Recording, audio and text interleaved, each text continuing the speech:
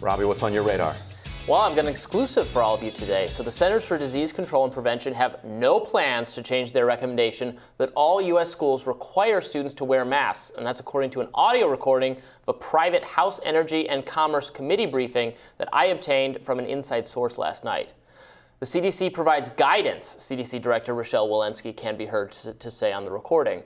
Our guidance currently is that masking should happen in all schools right now. Energy and Commerce's Subcommittee on Oversight hosted the briefing, which took place virtually on Tuesday, was attended by Walensky, White House COVID-19 advisor Anthony Fauci, and Assistant Secretary for Preparedness and Response within the U.S. Department of HHS, Don O'Connell. Walensky faced criticism from members in both parties that the CDC's guidance is confusing and out of step with human behavior at this stage of the pandemic.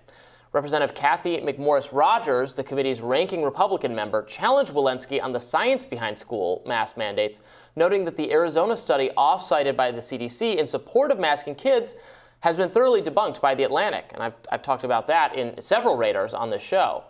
Quote, "What we see in the U.S. is an outlier as it relates to the mask mandates for our children to go to school," said McMorris Rodgers. Have both recommended, the CDC, the WHO and UNICEF have both recommended against masking for kids under the age of 5 because it's going to do more harm than good. For children ages 6 to 11, they think what we should be considering other factors like learning, social development. So my question today, my one question, this is what she said to Dr. Walensky, will you commit to update your guidance by Friday to allow children in person without the burden of masks? Walensky made no such commitment to a timetable for abolishing school mask mandates whatsoever. She acknowledged the limitations of the Arizona study, as well as other studies the CDC has relied upon to inform their guidance, but she rejected any near-term changes on masking in schools. Quote, "They all have limitations, and that's important to recognize because we are not randomizing schools," she said.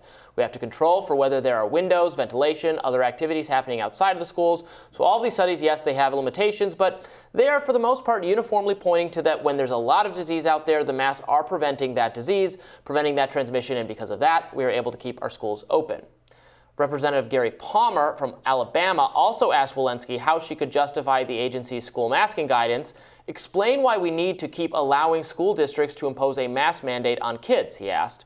In response, Walensky defended the agency's current guidance, but also noted with some frustration that local jurisdictions were free to disregard it. "I will also say that guidance is just guidance," said Walensky, "and all of these decisions we've continued to say have to be made at the local level. As cases come down dramatically, we have deferred our guidance to the local jurisdictions." Given that many coronavirus cautious jurisdictions are seemingly waiting for the CDC's permission to relax masking requirements, in schools especially, well, this answer prompted some outrage. "That's not acceptable," said Palmer. And it wasn't just Republicans, by the way. Representative Anna Eshoo from California, who's a Democrat, she expressed considerable bafflement that the CDC was incapable of being clearer about what levels of caution are still appropriate. Quote, "You hear the word confusion over and over again," said Eshoo, "but here's another one for you, masking. You know where I live in the Bay Area, the peninsula in the heart of Silicon Valley? Schools, cities, towns, counties, you're saying one thing, they're doing something else. This is a highly educated area. I trust our public health officials here. So my first question and my second point to you, Dr. Walensky, why do we have to be on two different tracks? Isn't there some kind of public health consensus about this?" Walensky began to reply by citing the national figures, how many cases per day there are, still 2,200 deaths per day, etc. Eshoo cut her off. "When you use the national figures," she said, "that's not a snapshot of where we are, so can you take that into consideration as you're giving me an answer?" "Absolutely," said Walensky. "We know that all of these decisions have to be made at the jurisdictional level. So not only do we report the national data, but we have to report them at the jurisdictional level because we know that we ask the jurisdictions to look at their local context, look at their local cases, look at how their hospitals are doing, to look at their local death rates. And that's exactly what I think is happening across the country in a phased way. Many different policies are rolling out. Some are saying they're removing masks. Now some are saying they're removing masks at the end of the month. Some say we're removing masks at the end of the month, but not yet for schools. So this is really happening at the jurisdictional level. And what we're recommending is that given right now where we are for cases, that the mask should still stay on." Eshoo responded with skepticism that people were checking the CDC website to figure out which policies were merited based on their local jurisdiction's numbers. "I think that's confusing, and I think that it puts a dent in CDC credibility," she said. Eshoo, "Credibility is everything in this. Who are you going to pay attention to? I mean, it goes to that, and I think it's troubling. They're making it sound as if, all of these local entities, public health directors, whatever, are not paying attention to the CDC. That's the way it looks to me, all right? That's the way it looks, that's the way it sounds, so I don't know. What should I tell my constituents? Look at their website? I don't think that's a good answer, honestly. And that was a Democrat. The Republicans agreed with her.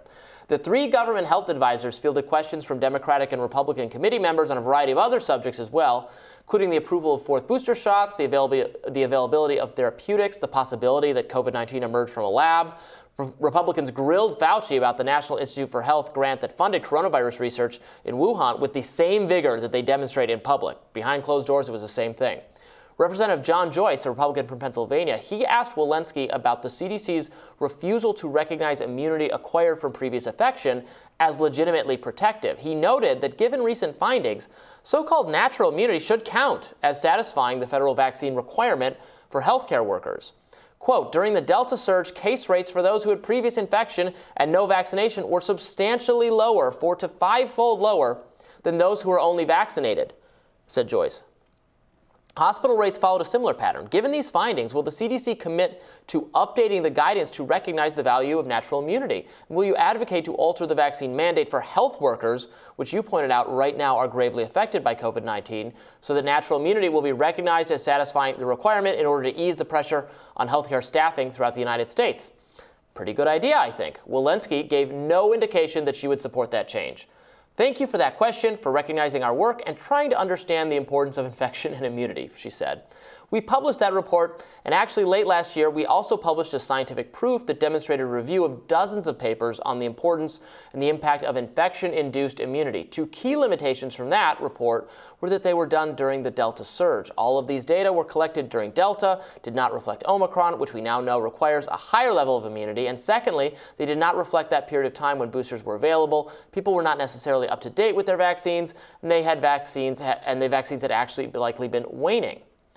Walensky did not specifically mention school masking in her public remarks on Wednesday, though she did signal that the CDC intends to issue more flexible guidance on masking in general. So far, however, she has given no indication that a theoretical update to the guidance would apply to kids in schools. And even behind closed doors, she has reiterated the agency's position that all schools should have mask mandates. So I thought this was actually pretty interesting. You wonder if behind closed doors, the CDC is saying different things. Are they telling people like, look, we know this is ridiculous. We're going to get the masks out of schools. Just hold on. No, she is definitely not saying that. And when pressed really hard on that, what she basically said is, well, look, this is just guidance. Jurisdictions can do whatever they want. Yeah. But that's unsatisfying because so many districts, not in red states, but in blue states, blue cities, they're waiting for the CDC's permission. And this is my big message here. You're not going to get it. You will wait forever. They may never say this is okay because they are a cautious, risk-averse agency. They don't think red meat's okay. They don't think drinking wine is okay. Not to the level I consume it. So you're going to wait forever. Right. So there are 2 bad choices here for blue states and blue cities.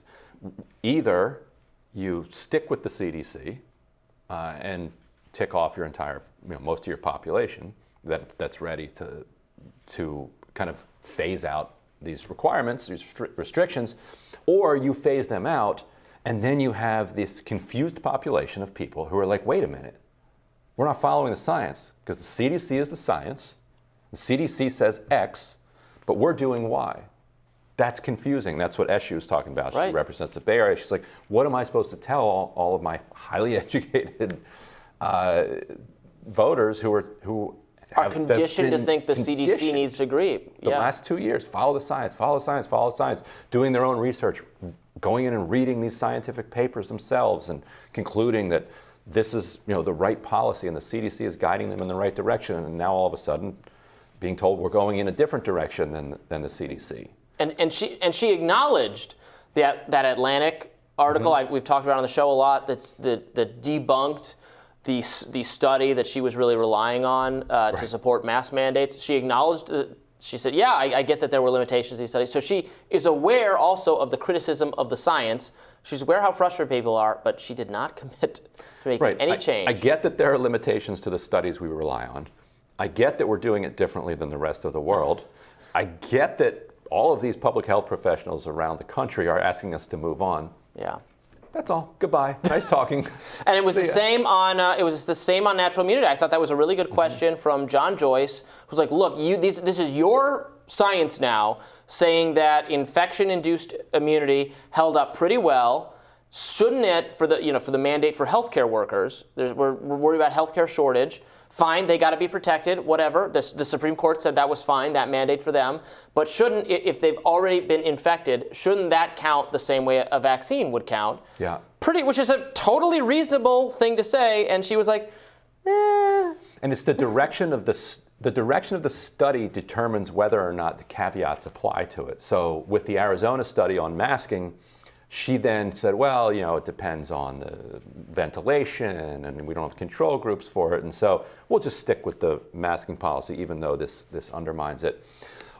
On this other study, when that gets undermined, say, well, I have all of these reasons. Right. The Omicron, Delta, different the waning of the strains, vaccines, Yeah. that I'm going to then disregard that study and stick with the policy that I wanted. So in both cases, you rationalize the studies, but you rationalize them in different directions so that she can stick with the policy that she was already with. But her big message, it's just guidance. Jurisdictions to do whatever they want. So take heart, liberal jurisdictions. You have her permission to not listen to her. According to the CDC, she says it's just guidance. Just guidance. All right, our rising panel will join us in just a minute. Stick with us.